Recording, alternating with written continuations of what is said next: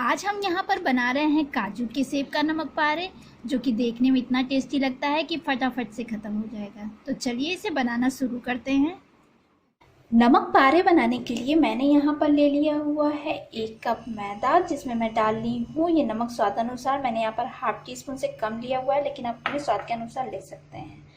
यहाँ पर लिया हुआ 1/4 टी स्पून अजवाइन, जिसे मैं हल्का सा क्रश करके डाल रही हूँ फ्लेवर के लिए। और साथ ही मैं डाली हूँ यहाँ पर 2 टेबल स्पून के करीब ऑयल। सभी को अच्छे से मिक्स कर देती हूँ।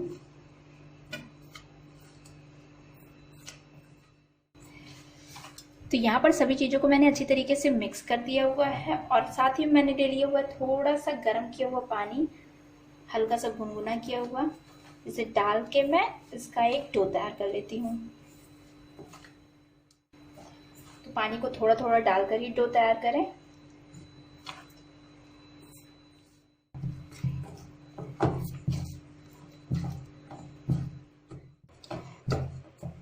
तो यहाँ पर मैंने आटा को भी लगा के तैयार कर लिया हुआ है और आटा को देखने से पता चलता है ये बहुत ज़्यादा टाइट नहीं है, ना ही बहुत ज़्यादा सॉफ्ट है।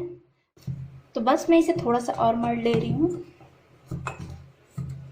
इससे ये थोड़ा सा और सॉफ्ट हो जाए।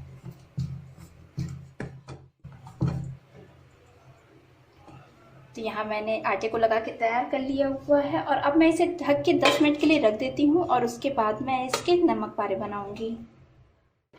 तो यहाँ पर टोटल 10 मिनट हो गया है और ये आटा भी पूरी तरीके से सेट हो गई है। इसे एक बार और मढ़ लेना है।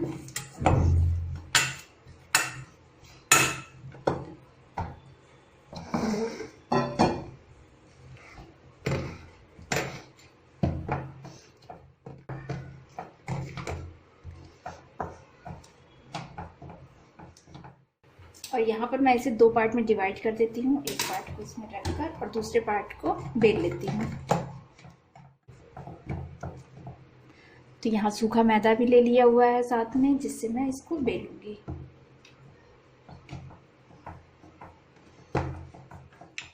तो यहाँ पर मुझे इसकी पतली रोटी नहीं बेलनी है, इसे मोटा ही रखना है।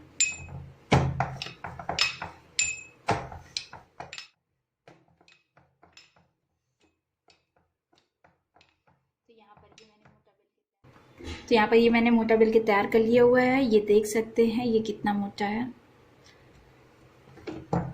और अब इसे काटने के लिए ये कोई भी दवा वाली बॉटल होती है जिसका ये कैप है, कोई भी दवा का बॉटल ले लीजिए और उसका कैप निकाल के और इसे कट कर लीजिए। देखिए ये मैंने यहाँ पर इसे कट किया है। अब इसी के ऊपर मुझे इसे लगाना है, तब ये काजू का शेप देगा। देखा? अब इसी के ऊपर लाइन से लगाते जाइए, थोड़ा थोड़ी दूर पे, बहुत पास नहीं। जितना मोटा आपको काजू रखना है या जितना पतला रखना है आप उसके अकॉर्डिंग इसे काटते जाइए। ये देखिए इसी तरह इधर से भी मैं काट लेती हूँ। पहले थोड़ा सा काट के निकाल दीजिए पोर्शन, क्योंकि ये पोर्शन में काजू नहीं बन पाएगा।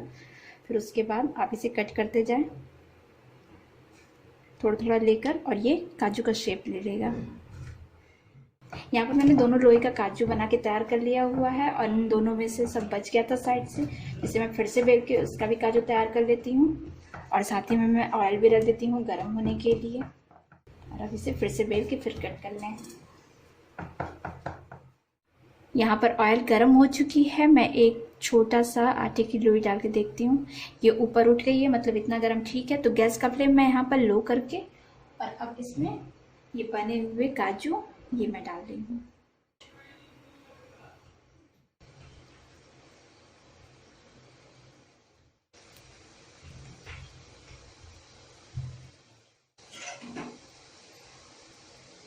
तो यहाँ पर मैंने कुछ काजुओं को डाल दिया हुआ है और ये उठ के ऊपर आ रही है। तो अब मैं इसे हल्का सा चला देती हूँ, बहुत ज़्यादा नहीं, वरना जो सॉफ्ट होगा वो काजू ब्रेक हो जाएगा। तो फिर हल्का से इसे चलाकर,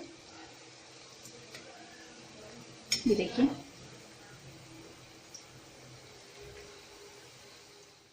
तो अब मुझे इसे लो मीडियम फ्लेम पे कुक कर लेना है। बीच बीच में चलाते हुए मैं लो मीडियम फ्लेम पर इसे कुक कर लूँगी।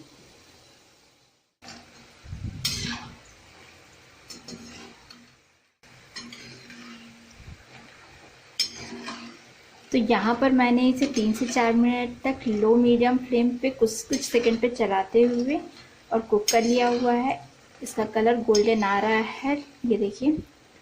मुझे इसे बहुत ज़्यादा अभी सुनहरा नहीं करना है क्योंकि कढ़ाई से निकालने के बाद भी ये गर्म रहती है और अपना कलर ले लेती है।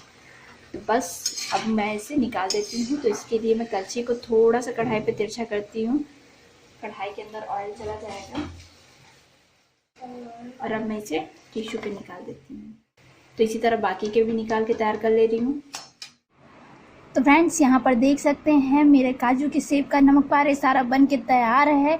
जब ये पूरी तरीके से ठंडी हो जाए तो आप इसे किसी भी एयर टाइट कंटेनर में बंद करके आराम से 15 दिन तक खा सकते हैं। तो आप इसे ट्राई कीजिए। रेसिपी पसंद आए तो प्लीज़ अपने वीडियो को लाइक और मेरे चैनल को सब्सक्राइब जरूर कीजिएगा। Thank you.